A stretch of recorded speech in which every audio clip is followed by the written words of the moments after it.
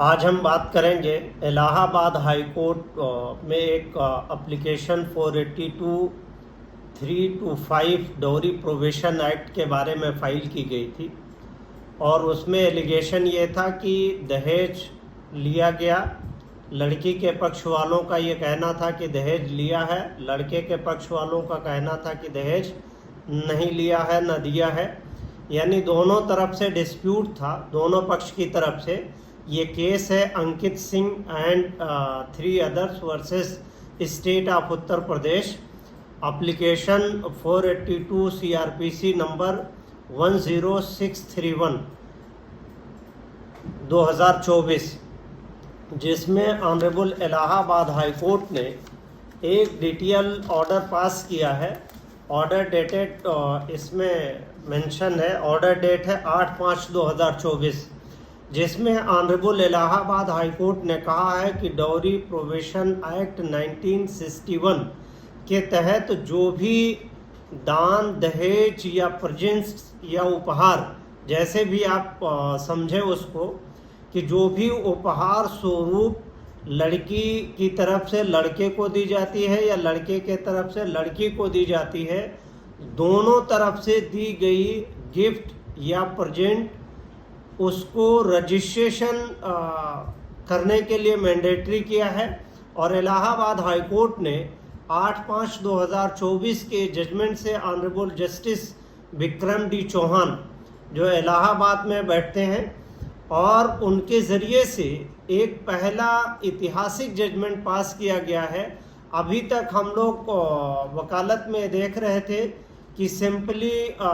498 के साथ 3/4 DP act यानी डॉरी प्रोविशन एक्ट के तहत मुकदमा दर्ज होता था, और मुकदमा दर्ज होने के बाद सरसरी तौर पे, चूँकि ये समरी तौर पे इन्वेस्टिगेशन है, क्योंकि इसमें किसी एविडेंस की ज़्यादा ज़रूरत नहीं होती है, IO ज़्यादातर में सरसरी इन्वेस्टिगेशन करके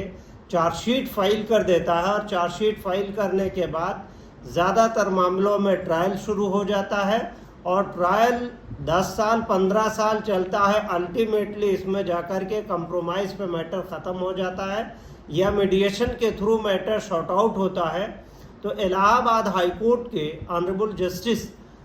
विक्रम डी चौहान जी ने एक अहम फैसला इस बात का दिया है कि जो भी दहेज के रूप में या प्रेजेंट्स या गिफ्ट के रूप में दिया जा रहा है, उसका रजिस्ट्रेशन अनिवार्य रूप से किया जाना चाहिए। और अगर ऐसा नहीं किया जाता है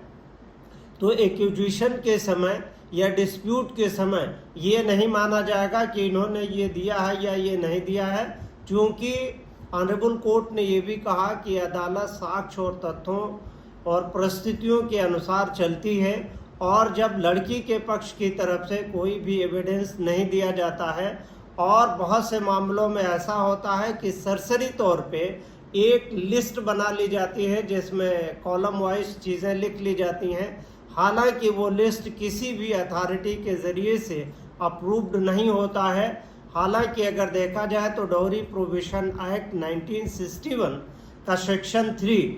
पेनलाइज करने की बात करता है, जो दहेज देता है या दहेज लेता है, अगर वो प्रूफ हो जाता है तो ऐसे मामलों में 5 साल या 5 साल तक की सज़ा होती है। और सेक्शन 4 भी कमोबेश इसी तरह के मामले को प्रोवाइड करता है और इसी तरह का मैंडेट करता है। तो इलाहाबाद हाई कोर्ट ने फैमिली मैटर्स में जल्दी शॉर्ट आउट डिस्प्यूट को करने के लिए एक लीडिंग जजमेंट देते हुए ये कहा कि जो भी गिफ्ट और प्रेजेंट या दान दहेज दिया जाएगा, दोनों तरफ के लोगों को रजिस्ट्रेशन कराना अनिवार्य होगा, और उस पर उत्तर प्रदेश सरकार के ज़रिए से नोटिफिकेशन 17 मई 2024 को जारी किया गया है। और जारी करते हुए सभी उप निबंधक, यानी जहां रजिस्ट्रेशन ऑफिस है या रजिस्ट्री ऑफिस है, सभी रजिस्ट्रार जनरल की तरफ से, रजिस्ट्रार जनरल स्टैम्प की तरफ से सभी को स्टैम्प,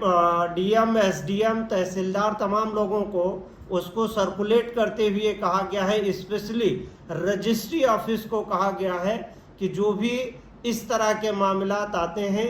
दान दहेज या गिफ्ट के, उसको मैंडेटरी तौर पे रजिस्टर्ड किया जाए, और अगर कोई भी रजिस्ट्रेशन करने से रजिस्ट्री ऑफिस में इनकार करता है या किसी रजिस्ट्रार और डिप्टी रजिस्ट्रार के ज़रिए से तहसील में इनकार किया जाता है, तो उसके खिलाफ अगर एप्लीकेशन कोर्ट में आएगी या किसी सुपीरियर अथॉरिटी के यहाँ जाती है, तो ऑनरेबल कोर्ट ने पनिशमेंट देने का प्रावधान किया है। यानी अब अगर यूँ देखा जाए तो दहेज के मामले में एक जो डिस्प्यूट लगातार हो रहे थे कि क्या लिया क्या नहीं दिया है, ऐसे ऑर्डर के आ जाने के बाद एक डिस्प्यूट का खात्मा होगा और दोनों लोगों के विवाद को